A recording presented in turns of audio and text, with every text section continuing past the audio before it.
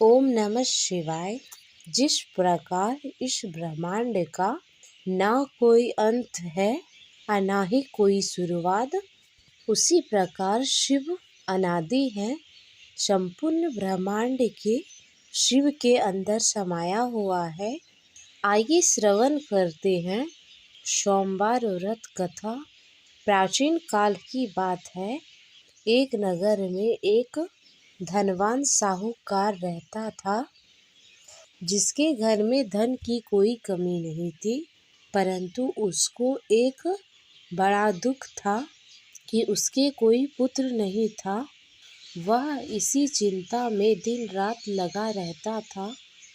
वह पुत्र की कामना के लिए प्रत्येक सोमवार को शिव जी का व्रत रखता एवं पूजन करता था तथा सायंकाल को शिव मंदिर में जाकर शिव जी के सामने दीपक जलाया करता था।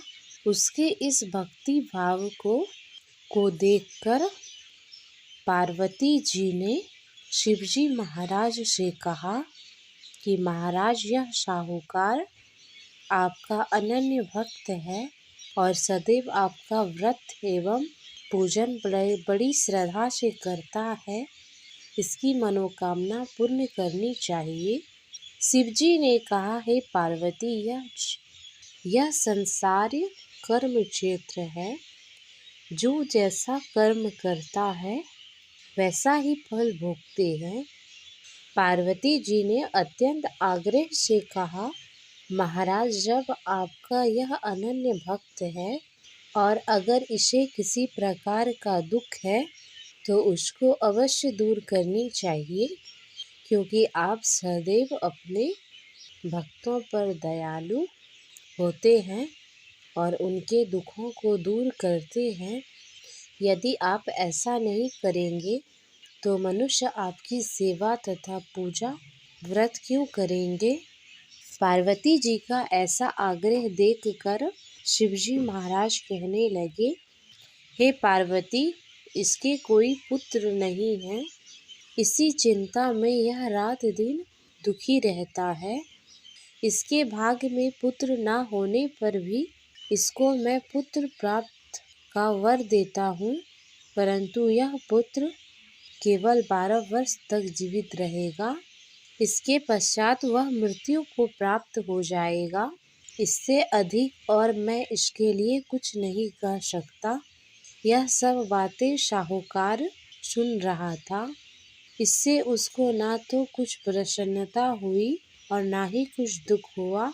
वह पहले के जैसा ही शिव महाराज का व्रत और पूजन करता रहा।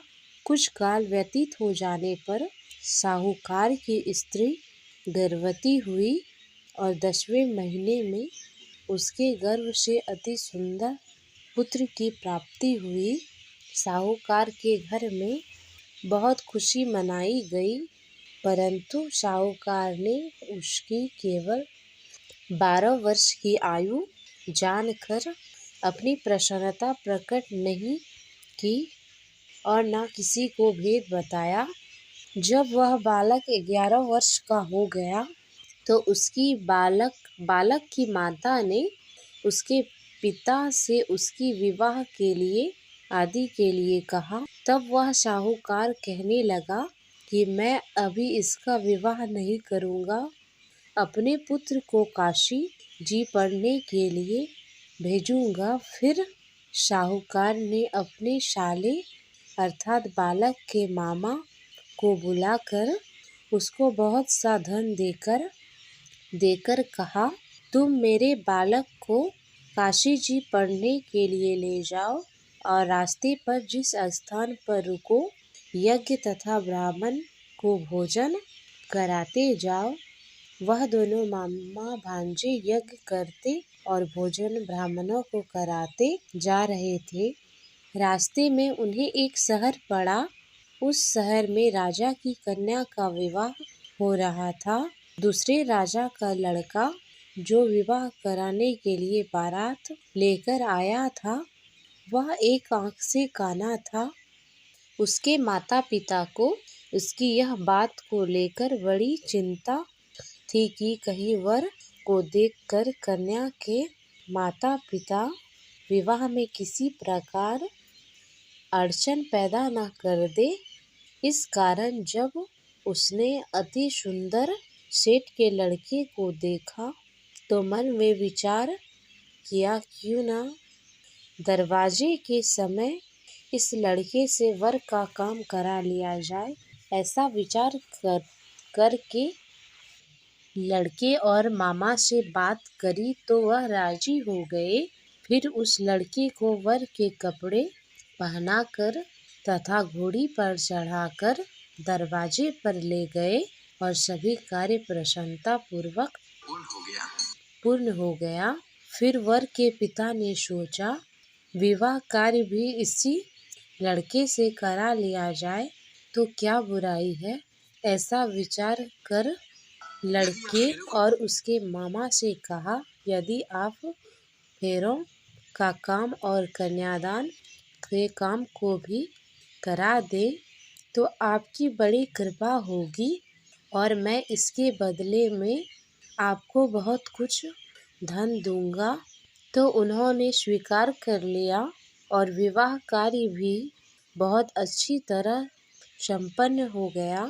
परंतु जिस समय लड़का जाने लगा तो उसने राजकुमारी की चुनरी के पल्ले पर लिख दिया, तेरा विवाह मेरे साथ हुआ है, परंतु जिस राजकुमार के साथ तुमको भेजेंगे वह एक आँख से काना है और मैं काशी जी पढ़ने जा रहा हूँ। लड़के के जाने के पश्चात ही उस राजकुमारी ने जब अपनी चुनरी पर ऐसा लिखा देखा तो उसने राजकुमार के साथ जाने से मना कर दिया और कहा कि वह मेरा पति नहीं है, मेरा विवाह इसके साथ नहीं हुआ है, वह तो काशी जी पढ़ने गया है।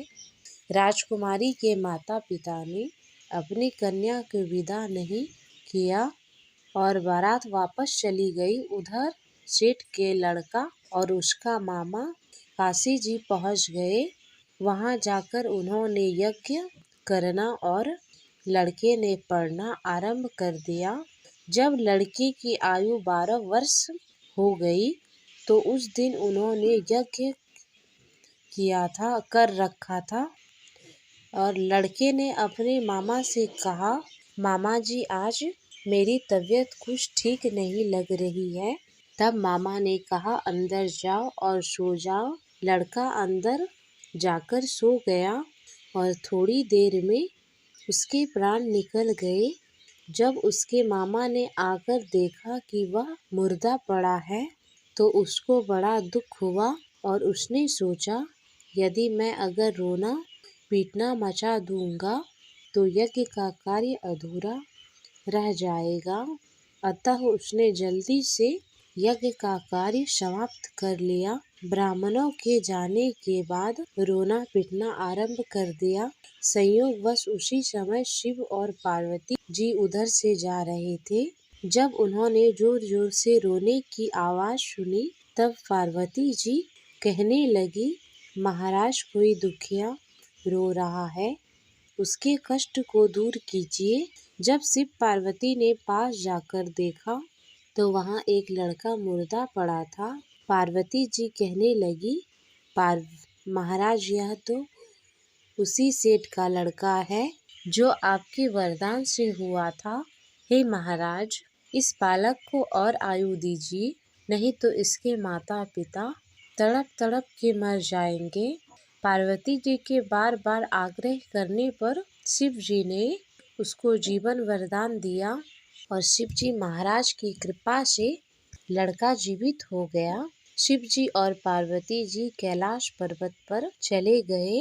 तब वह लड़का और मामा उसी प्रकार यज्ञ करते तथा ब्राह्मणों को भोजन कराते अपने घर की ओर चल पड़े। रास्ते में उसी शहर में आए जहाँ उसका विवाह हुआ था। वहाँ पर आकर उन्होंने यज्ञ आरंभ कर दिया। तो उस लड़के के ससुर ने उसको पहचान लिया और अपने महल में ले गया। ले जाकर उसकी बड़ी खातिर की, साथ ही बहुत सारे धन दासियों सहित आदर पूर्वक लड़की को और जमाई को विदा किया। जब वह अपने शहर के निकट आए तो मामा ने कहा कि मैं तुम्हारे पहले घर जाकर खबर कर आता हूँ।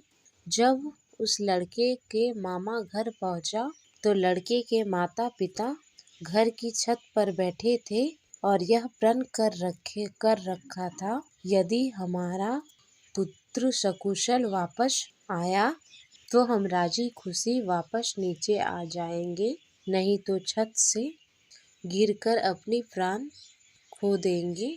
इतने में ही उस लड़के के मामा ने आकर यह समाचार दिया कि आपका पुत्र आ गया है, तो उनको विश्वास नहीं हुआ।